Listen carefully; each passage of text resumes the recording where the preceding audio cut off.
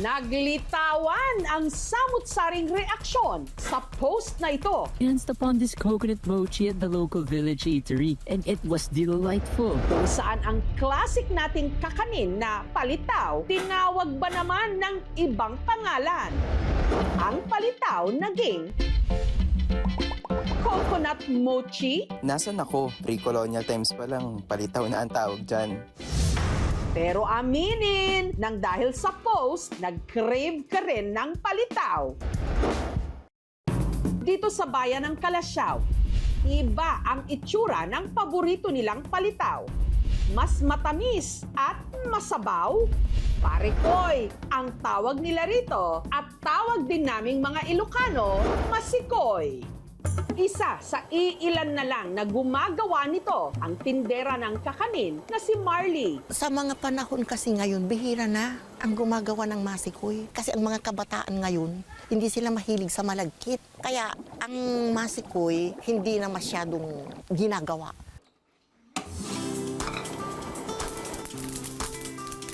Dapat medyo golden brown. Tapos i-grind mo yon para lalabas yung aroma, lalabas yung tamang taste niya, tapos isit aside mo. Tapos gagawa ka ng palitaw. Yung glutinous flour, ihuhulma mo yun.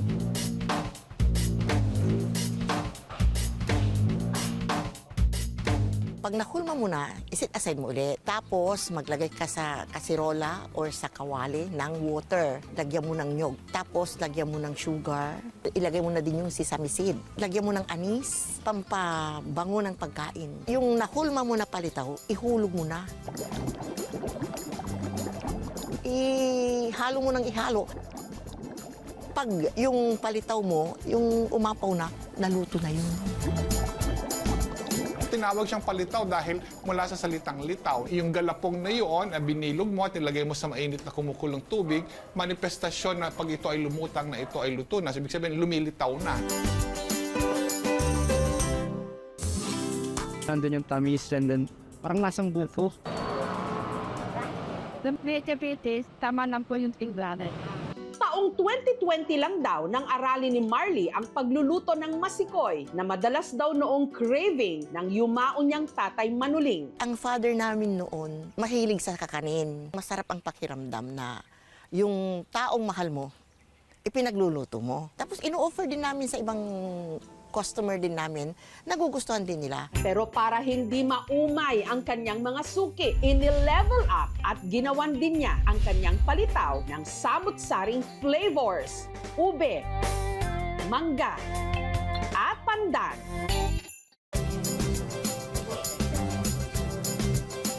Hindi pa natin bubuksan yung kalan kapag hindi pa na mix well yung egg tsaka yung flavored milk.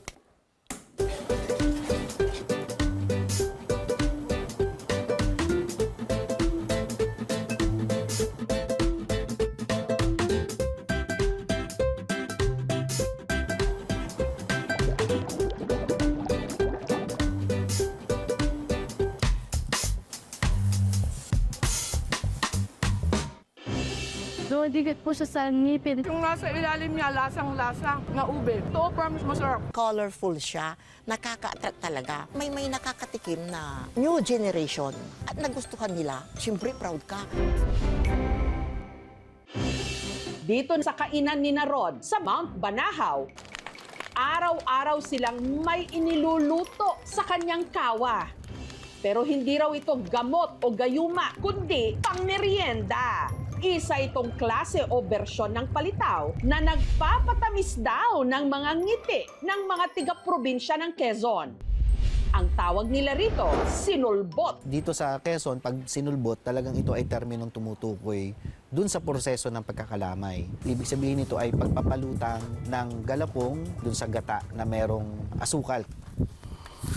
Una munang inihanda ang galapong, ang malagkit na bigas, ibinabad sa tubig ng 4 hanggang 12 oras. At saka dinala sa bayan para doon ipagiling.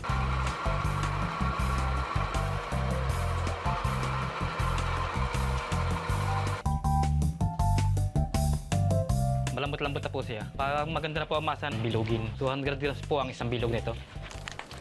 Dito, yung ginagamit namin na panggatong ay kawayan. Dahil ito ay nag-bring siya ng another distinct flavor. Sa kawa, hinalo nila ang tubig, gata at asukal. Mainit sa mata, ang usok, namumula siya. Pagkakulo, hinulog ang binilog-bilog na galapong. Para akong nagsasaguan, may halo. Ito'y para lang huwag siyang dumigkit. Habang inaantay namang lumitaw o lumutang ang galapong,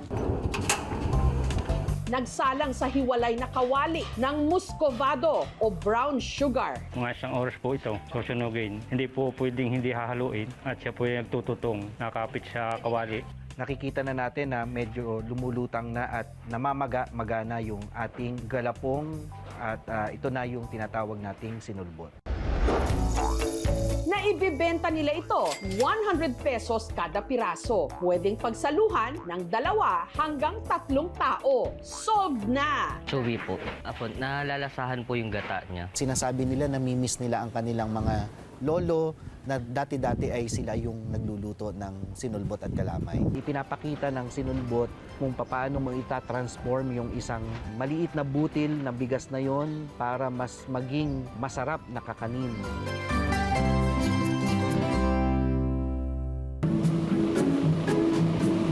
Tiga pinagbuhatan Pasig namang sikay. Malaki ang pasasalamat sa palitaw. Ang hamak na kakanin kasing ito ang naging daan daw para malasap niya ang tamis ng tagumpay. Dating sales promoter si Kai, pero ang kinikita niya raw noon hindi sapat sa pang-maintenance ng kanyang kapatid na na-stroke. Mas nalubog pa raw sila sa hirap nang namatay ang kanyang ina. Yung mother ko is meron siyang sakit sa baga. Dumating kami sa point na yun ang hihingi ng mga tulong sa mga friends. Kaya sabi ko nga, hindi habang buhay na dito tayo sa ganitong hawak din natin yung paano tayo kikita. Ang 200 pesos niyang pera noon, ipinuhunan niya para makapagbenta ng palitaw. Nag-research ako, inaral ko rin yun. Mula sa 200 pesos na puhunan, kumita raw sila ng 30,000 pesos sa loob lang ng isang buwan. Ikaw gumanan ka? Panalo, te. Sarap.